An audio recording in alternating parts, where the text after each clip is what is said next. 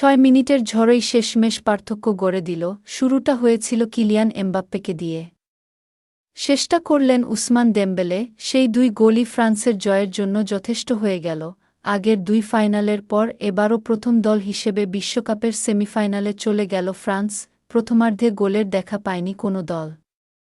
এই অর্ধের সবচেয়ে বড় ঘটনা ছিল কিলিয়ান এমবাপ্পের পেনাল্টি মিস।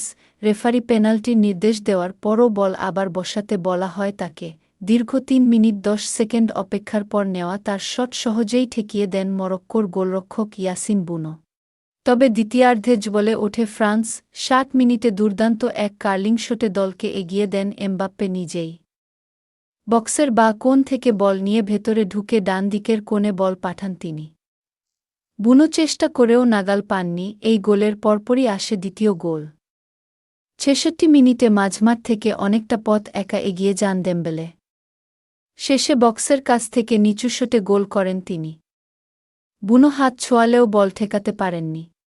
এই 2 গোলের পরেই মূলত ম্যাচের ফলাফল ঠিক হয়ে যায়।